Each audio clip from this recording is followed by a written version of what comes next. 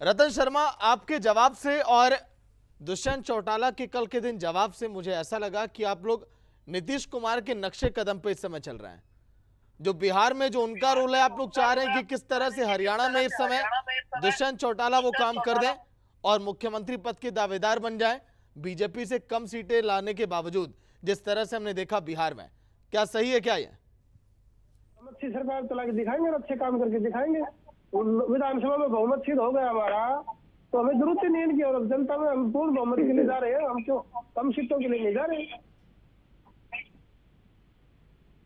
रतन जी, demand आप लोग ज्यादा करेंगे, क्योंकि अगर मान लीजिए 20 से 25 सीटें आ गई और किसी पार्टी को 15-20 सीटें कम पड़ गई, तब तो आप कहेंगे मुझे नीतीश कुमार वाला ही रोल चाहिए।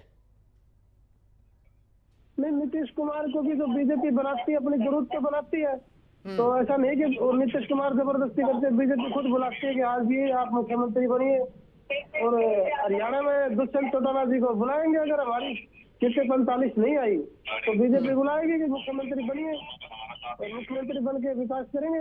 और इसमें तो कोई बात नहीं। चौटाला साहब ने भी भाजपा के साथ गठबंधन किया था और पिछले 5 साल अभय चौटाला जी ने भाजपा के कैंडिडेट को राज्यसभा में भी सपोर्ट किया। और अभी गोपाल कंडरा जी ने कहा कि हम तो भाजपा के साथ जाएंगे। तो ये जो है अभय चौटाला जी जनता में झूठ बोलने का काम कर रहे हैं। स्पष्ट दिख रहा।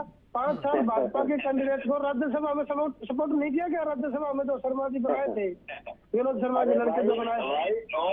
बीजेपी का कैंडिडेट नहीं था, वो निर्दलीय कैंडिडेट था। अरे निर्दलीय क्या था जी उसके पास? आप एक सीट से थोड़ी बनाते, भाजपा का था।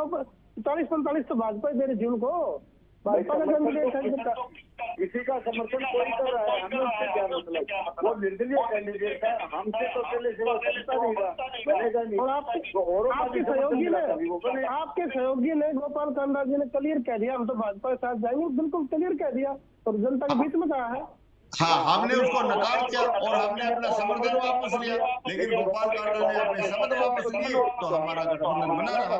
अदरवाइज हम लोग तोड़ दिया था उसी दिन।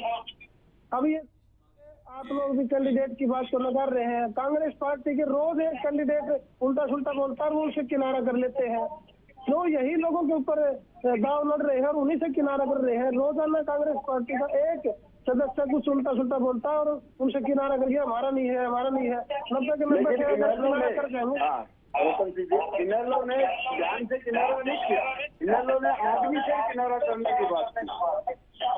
समर्थन तो आपका बना हुआ उसको, अभी भी आप उसके खिलाफ नहीं बना। हाँ, उसने अपने बयान वापस ले लिए, उसने अपने बयान वापस लिए। उसने कहा कि मैं बीजेपी का समर्थन नहीं लूंगा, मैं इनेलो को साथ दे रहूंगा। चलिए बोलिए रेणु साहब, क्या पर्दे के पीछे वाकई में जो अन्य पार्टियां कह रही हैं, कांग्रेस भी देखिए आरोप लगाई कि पर्दे के पीछे आप लोग जो है सपोर्ट करने में लगे हैं।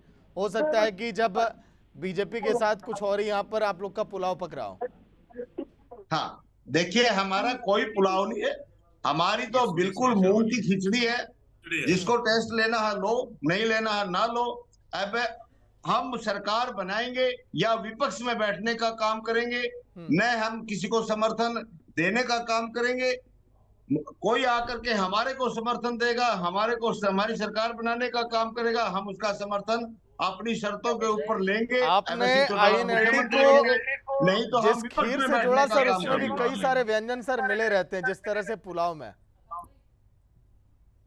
जी आपने जिस खीर से परिभाषित किया सर, वो भी खीर, उसमें भी कई सारे मटेरियल मिल जाते हैं जिस तरह से पुलाव में मिलाते हैं। नहीं, हमारे यहाँ कोई मटेरियल नहीं है कागज से, बिल्कुल प्योर मूंग की खिचड़ी बनेगी। जिस भाई को खाना है आकर के खाइए, हम प्यार से खिलाएंगे, लेकिन जैसे हम खिलाएंगे वैसे खानी पड़ेगी।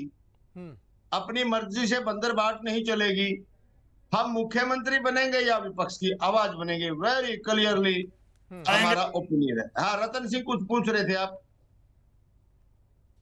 आज भी सीटें जो है 30-40 सीटें दी है मायावती जी को, वो यूपी बेस थी। यूपी में उनके 0 लोकसभा सीट आई।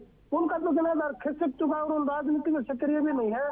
सारी जो एसटी वोट है वो जो चंद्रशेखर आजाद जी के साथ चली गई सारी वोटें, और वो सक्रिय नहीं है मायावती। तो कैसे आपकी मतलब 50 सीटों में लड़के कैसे आप ले पाएंगे बहुमत? वो मायावती जी तो बिल्कुल भी सक्रिय नहीं हो। उनकी यूपी में 0 सीट आई।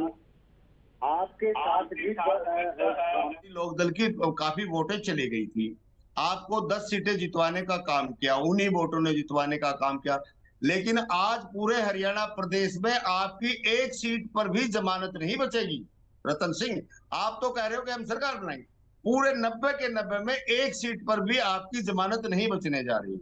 नंबर एक बात न, हाँ हाँ, एक मिनट, मेरी बात तो कौन पूरी हुई ना। इसके अलावा जो मायावती जी है, बीएसपी पार्टी है, वो एक वट वृक्ष है, उसमें से एक टहनी निकल गई, चंद्रशेखर आजाद की, आजाद समाज पार्टी बन गई। देवीलाल एक वट वृक्ष था, इंडियन नेशनल लोकदल पार्टी का संस्थापक, उसमें से एक टहनी निकली, जेजेपी बन गई। दो टहनियां मिल गई, और टहनियां कभी हरी नहीं हुआ रेणु करती, साहब, थोड़े दिन चींटी के भी लिए हरी देखिए रहती हाथी है, को वो सूख परेशान जाती कर देती है सर। ऐसे ही आपकी दोनों तो पार्टियां जिस सूख हाथी के जाएंगी। भरोसे वट आप वृक्ष हैं, की जड़ अगर आप बहुत गहरी होती है, जेजेपी वो को चींटी सूखते आप नहीं समझ है। रहे हैं तो घुस टहनियां जाएगी तो नाक में टूटती सर रहती है, और नई दम कर टहनियां देगी निकलती आपके। रहती है रतन सिंह भाई।